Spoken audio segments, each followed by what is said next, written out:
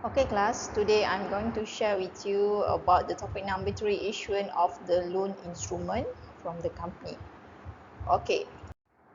Okay, if we memorize back, under financial instrument for the company, we have two types of instrument, which is equity, consists of share, and also the loan capital. So this equity share we have done in the previous chapter, chapter number 2, the process, how to record the transaction when the company issue ordinary share and also the preference share and also the other power can do by the company. So this topic we will focusing on the loan capital. How to record once the company issue the loan capital to the market. So what is the loan capital? Loan capital, for example, debentures, bond, redeemable preference share, convertible loan stock. So this topic we will be focusing on how to record the transaction once the company issue loan capital or loan instrument to the market. Okay, when the company issue the loan instrument to the market, this loan instrument it can be medium or the short-term loan instrument. Depends on the maturity date. Maturity date ni is the tarikh matang lah. Misalnya loan kita kena bayar 9 tahun, 10 tahun. So that is we call as a maturity date. So these instruments are easier to rise compared to the equity capitals, and this once the company issue the financial liability or financial loan instrument to the market, the company have the obligation company ada kewajipan as a part of the issuer, sebagai issuer, to settle the liability as when it falls due. Maksudnya bila sampai tarikh matang, the company have to redeem, kena tebus balik the loan capital issued by the company, and the company will have and also the obligation. There are two obligations. The first, company have the obligation to redeem the loan instruments once the loan instrument achieve the maturity date. The second obligation is company have to pay an interest. Interest ni macam it's like the loan lah, you buat loan so kena bayar interest kan, so the company have to pay an interest on the maturity for instrument redemption. So then this only public company can issue the loan instrument. Okay, next, what is the liability instrument normally we have in the market? So once the company issue the loan instrument, the company have a pay the borrowing cost. Borrowing cost is like I said, the second obligation, the company have to pay interest or dividend. So like the company buat pinjaman daripada public buy that instrument, though the company have to pay the interest or dividend to the holder. So company macam buat pinjaman. So what example of liability instrument? Like the redeemable preference share, putable instruments, and also the debentures. Next, what is redeemable preference share? Redeemable preference share is like a share. So this share can be redeemed at the future date. Maksudnya ada tarikh matang dia 5 tahun ke 10 tahun. And this holder can receive a dividend. So the company have to pay a dividend expenses for every end of the year during the loan period. Second liability instrument is putable instrument. Putable instrument is this holder have a right to put the instrument back to the issuer for the cash or another financial asset. Let's say the public they want to stop the loan, so they have a right to put back the instrument and get the money back from the company. The third instrument is a debentures. Other name of debentures we know as a debenture stock, sometimes bond, notes, or other evidence of indebtedness. So this holder can receive an interest. So the company have to pay interest. So that interest is a fixed interest rate. So every year during the loan period, company have to pay interest to this debenture holder.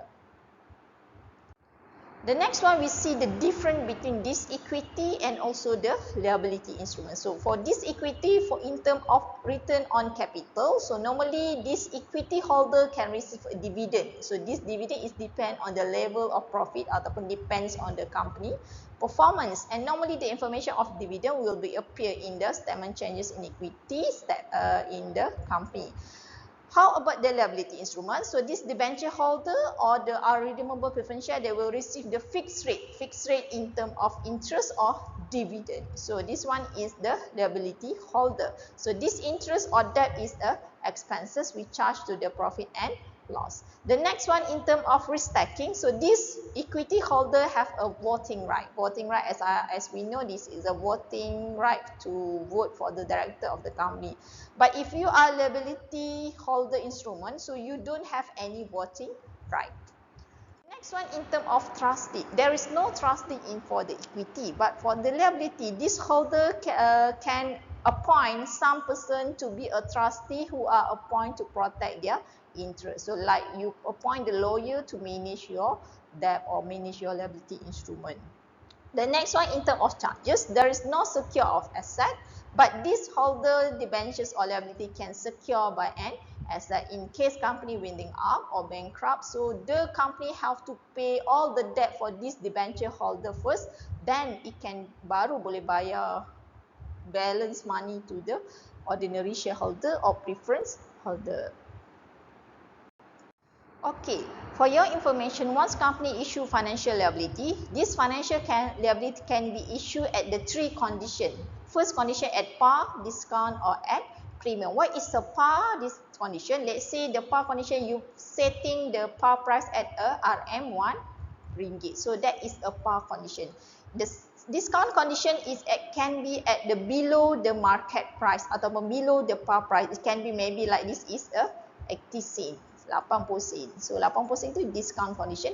Premium maybe more than 1 ringgit, it can jadi 1 ringgit 50 sen. Instead of RM, normally par we known as 100%. Okay, for the liability instrument is 100%. Discount maybe below than 100%, maybe 80%. How about the premium? Premium, it can be more than 100%, maybe 1 and 20%. So this is a par, discount and premium. So the next one, interest paid. So this financial liability holder can receive the interest from the company based on the nominal amount stated on the issue. So during the issue date, this company will stated how much the interest to be paid and how much the dividend to be paid to the liability holder. The next one, effective interest rate. So you have to understand this effective interest rate. The effective interest rate is like the BLR ataupun once the company issue liability instrument, so at the market normally we have the rate of loan to be paid. Maksudnya berapa interest patutnya kena bayar. So itu adalah effective interest rate. Normally effective interest rate will be stated in your question. How much the market rate for the interest or market rate for the dividend. The next one you have to see is financial liability can be classified into two ways.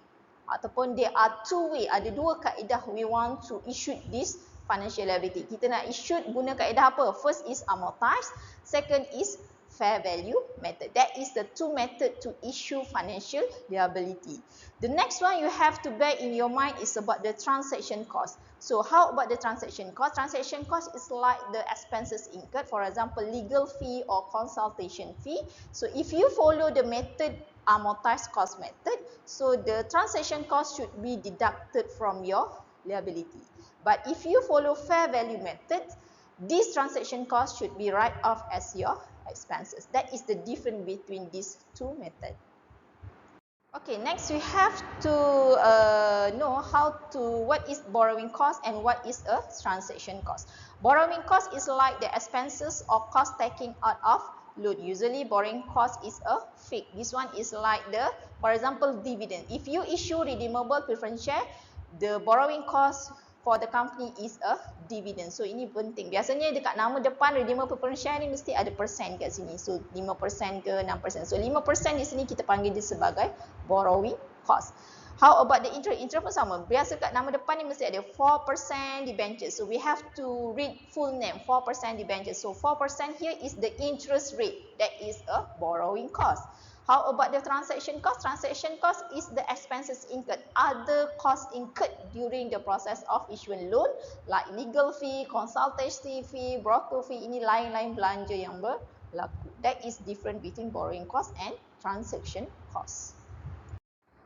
Okay, now we go to the part journal entry issuing loan instrument, either RPS or debentures. So this topic we just focusing into two loan instrument, either the company issue redeemable preference share or the company issue debentures instrument. Okay, the first thing, if there are two methods to issue this liability instrument, either the company follow amortized or fair value method. So both method you have to understand.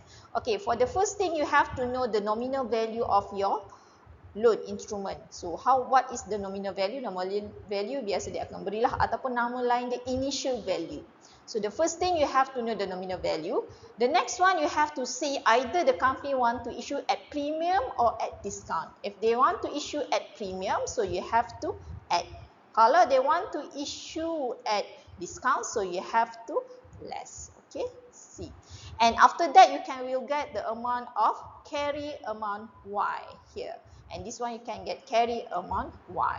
So the next one, if you follow the amortized cost method, any transaction cost incurred like legal fee, brokerage fee, you have to minus here. So transaction cost is X, so you can get another new carry amount is a Z. Z carrying amount if after you minus the transaction cost. There is no transaction cost minus for the fair value method.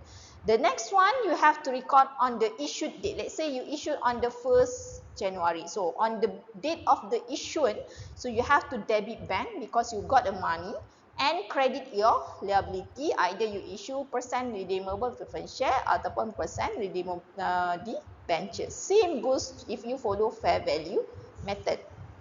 The next one, transaction cost. During the issue date, maybe there are transaction costs. So any transaction cost incurred here, you have to debit redeemable preference share or percent debentures if you follow the amortized cost method. As I said previously, for the amortized cost method, any transaction cost should be deducted from your liability. So you have to deduct from your RPS or debentures, that is your liability, and credit your bank. But if you follow the fair value method, they are different. If you follow the fair value method, your transaction cost should be debit retained profit and credit your bank. You should treat this transaction cost as expenses. Okay. So the next one, during the year 1, end of year 1. So why I say end of the year 1? There is an obligation for the company. That once the company issue loan instrument, the company have the obligation to pay an interest or dividend. So normally interest and dividend will be paid end of the year. So bila end of the year, company have to record the dividend or interest paid for the holder. So how to record? You have to debit dividend expenses if you issue RPS, redeemable preference share, or interest expense if you issue debentures, or retain profit for both. So how to value? You have to take the value Z here. What is the value Z here? Is the amount Z here. Carry amount Z. Minus times with the effective interest rate. How to get the effective interest rate? The effective interest rate will be appear or will be given in your question. Berapa market rate for that time? Okay, credit bank. So bank nominal value, you take the nominal value times with the interest rate or dividend rate. How to get dividend rate or interest rate? Tengok dekat nama depan dia tu, mesti ada percent. So itu borrowing rate dia kan. Berapa dividend, berapa interest. And credit RPS and debentures, the balancing figure. If you follow the fair value method, so debit dividend or interest for the debentures or retained profit. So what is the value? Nominal value.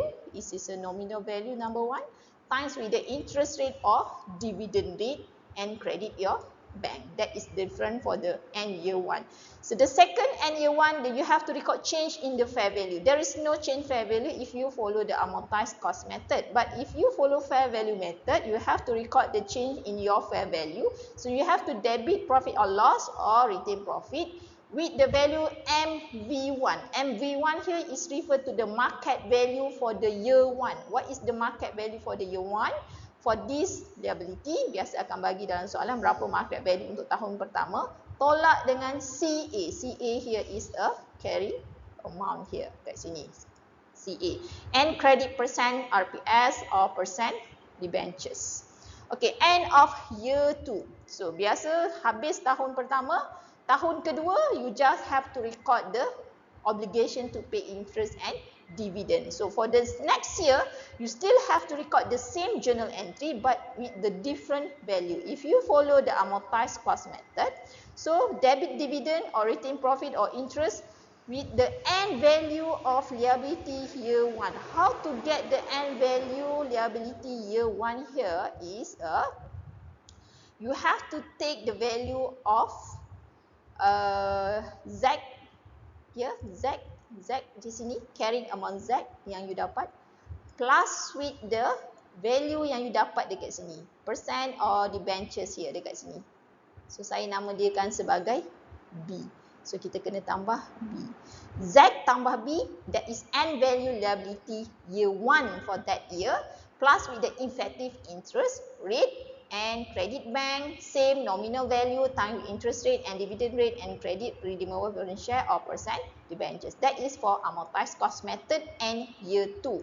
For the fair value method and year 2, you just have to record the dividend expense or interest expense, sama, nominal value times with interest rate or dividend rate, and credit your bank.